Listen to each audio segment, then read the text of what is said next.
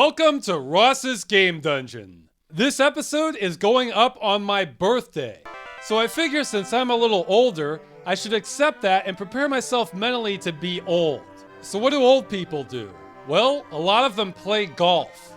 But I don't know if I can stomach a normal golfing game because that's really going to cause an existential crisis for me as to what am I doing with my life. But I like mini golf, so let's go with that. This is Zany Golf, or more accurately, Will Harvey's Zany Golf. Will Harvey is also known as the designer of Marble Madness. This is a golfing game. Surprise! Now this is the Amiga version of the game I'm running. It was originally written for the Apple IIGS, but I had issues being able to emulate and record that version properly. This version is the next best thing, as the colors and sound quality are pretty comparable to the original. Just be glad I went the extra mile here and didn't run the DOS version.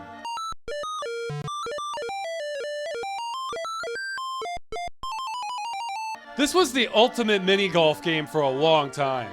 It has good physics, very exotic courses, and good graphics on every version except the DOS one. This game is kind of brutal though, as you're given a limited number of strokes, then it's game over.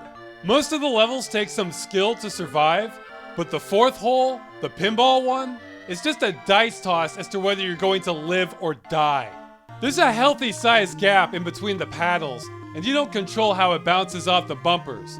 So this stage is pure luck as to whether you will survive it or not. Now, games on average were definitely harder back in the 80s, but this is an example of simple malice. This is sadistic game design. I can't think of many games like this where you get to play through a third of the game, then you essentially get to play Russian roulette to see if you get to play more levels or die and start the game over from the beginning. I guess this was a gimmick to extend the gameplay hours, because the odds of you having a successful playthrough are drastically lower this way. I think this is kind of mean-spirited. If you go to an actual putt-putt golf course and you're over par for the hole you're on, the owner of the course isn't going to walk out there and shoot you in the head. But they will here. Thanks, Will.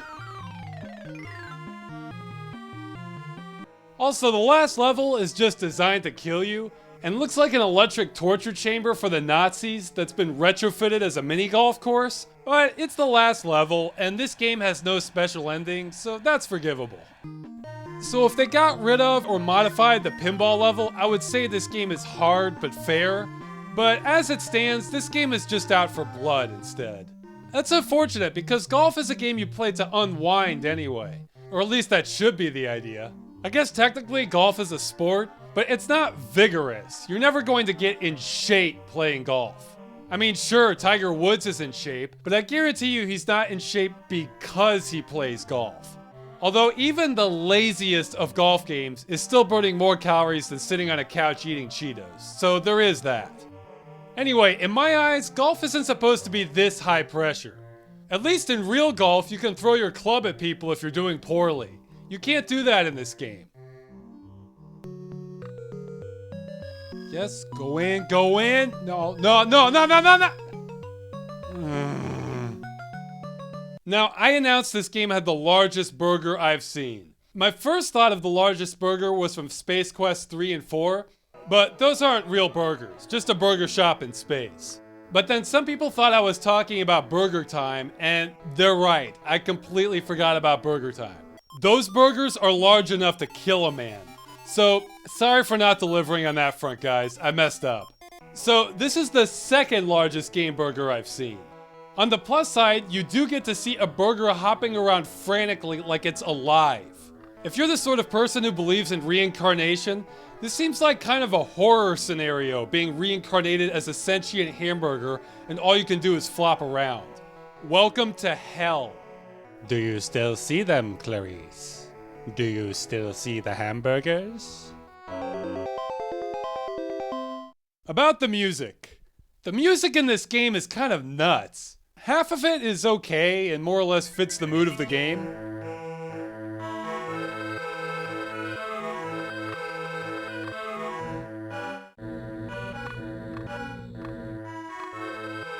The other half is chaotic and sounds like it's trying to torment you.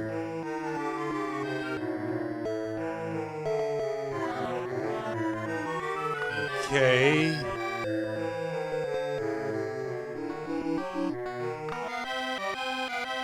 Ah!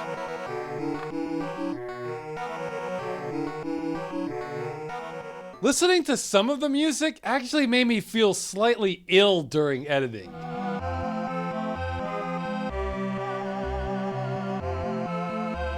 The composer's name is Doug Fulton.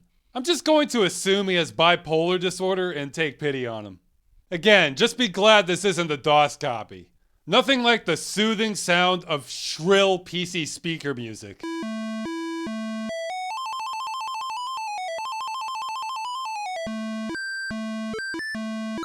Although it would be fun to call somebody up on the phone then start playing one of these tracks to trip them out. It would be better if the person wasn't very tech literate so they think it's a bug. Now, I like mini golf, but I usually find myself wanting more. Specifically, mini golf kind of makes me wish the whole world had that same kind of design. Random windmills, tube slides leading to different places, exotic slopes and sculptures everywhere. It kind of frustrates me that a lot of modern architecture is incredibly bland. Strip malls and public schools especially give me this subtle vibe like they want me to kill myself. I mean, of course you have cost and stability concerns, so it's a hassle to get too exotic. But what the hell is keeping us from adding a gargoyle or engraved faces to more things? Do you know how many artists would donate sculptures to buildings for free if we let them? Anyway, mini golf is like an oasis of alternate reality that's made its way into our dimension so we can play golf in it. If that's not a worthy cause, I don't know what is. Okay, I don't have much more to say about golfing. It's golf. So let's talk about the company that put out this game. Electronic Arts. Here's the problem with Electronic Arts. Several of the games that they publish are pretty good. So how could that be a problem? Well, it's a problem because Electronic Arts is an evil company. Now stay with me here. Some of you are probably saying, of course they're evil, Ross. Everybody knows that. Well, see, that's another problem. Not enough people know that, or not enough people know why they're evil. I did some research on this, and I found some debates online where maybe half the people were saying EA wasn't evil. I think those people just didn't have enough information. I'm hoping to clear some of that up. See, when I say something is evil and I'm serious about it, I don't use that term lightly. Because a lot of what EA does isn't actually evil, it's just them being assholes. Like changing the gameplay to make a game less fun, day one DLCs, adding microtransactions to a $60 game. Those are all what I would consider asshole moves, but that's not evil to me. In order to be evil, you have to be causing real harm intentionally. Destroying culture, betraying trust, outright exploitation, firing lots of competent people at the same time you're making record profits, stuff like that. So why is EA evil? Well, the earliest concrete example I could find was back in '87 or '88. During that time, EA signed a deal with Bethesda to publish a sequel to their football game, since Bethesda had already had success with their game Gridiron. Well, EA ended up not publishing their sequel, but they did steal their groundbreaking physics code and used it in their own game, John Madden Football. So anyone out there who thinks EA is not evil, let's start there. Explain to me how lying to a developer that's trusting you to keep your word, then betraying them so you can steal their work, then profit off it tremendously, is not being evil. Now, granted, that's not as evil as killing somebody's family with an axe, but that doesn't make it not evil. And some people might say, well, that was a long time ago. That doesn't mean anything now. Well, guess what? John Madden Football has been a slightly successful franchise, thanks in part to the work EA stole from Bethesda. I believe it's worth billions today. So this is an example where them acting in a predatory and probably illegal manner really paid off, and it's been a big part of their success to this day. So being evil has been a really beneficial thing for Electronic Arts, and they've absolutely reaped the rewards from it. Now, after 1988, the next really concrete example I could find of EA being evil is the EA spouse testimony, but that was in 2004. If you don't know about that, I may cover it in another video later on, but it's basically an account of how badly they've exploited workers and contributed to making that an industry standard. So that's a gap of about 16 years, and I somehow have trouble believing they were perfect angels during that entire time. But everything I've found in between then has been iffier. I have found Richard Garriott calling the founder of EA the Antichrist, but hey, that's not proof in itself. I also found mention of EA filing an intentionally frivolous lawsuit against the game company Origin Systems. This was a deliberate tactic to ruin them financially with legal fees, since EA had deeper pockets than Origin. The founder of EA was quoted as saying it was just a business tactic. So you can say that's just business competition, but when you know a lawsuit is frivolous and you're using your financial advantage to ruin someone else, that still strikes me as kind of evil.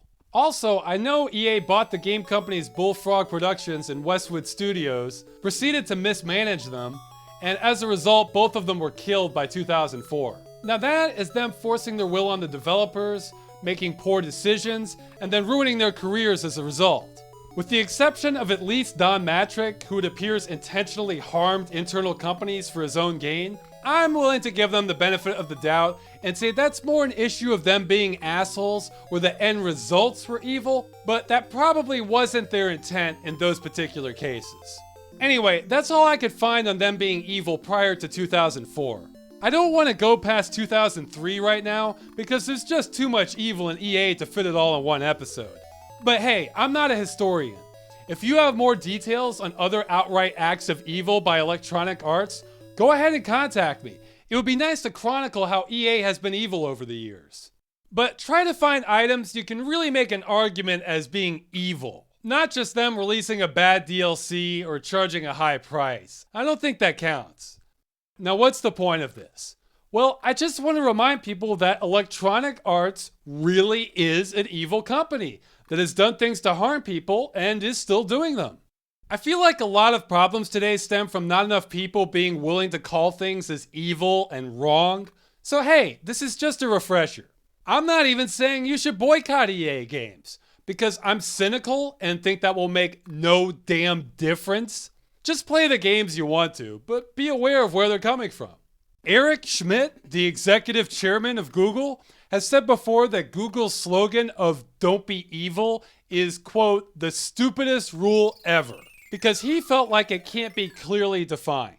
Well, not to toot my own horn, but I think I have a pretty good grasp on what's evil or not, especially compared to many corporate executives who apparently find basic morality to be a pretty vague concept. And I don't have any trouble making judgment calls on that sort of thing. So if any executives at EA, Google, or any other company for that matter are watching this video, I am happy to offer my services as an ethics advisor.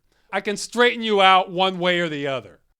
Well, that's about it. Zany Golf is mostly a good game, but it is going to kill you. And EA is an evil company that sometimes puts out good games. Also, Will Harvey looks friendly in pictures, but I think he must have a dark side to him. If you're interested in this game, I also recommend checking out Wonderputt. It's a free web game that I think has almost everything Zany Golf does, but with less psychological torture. So, happy birthday to me!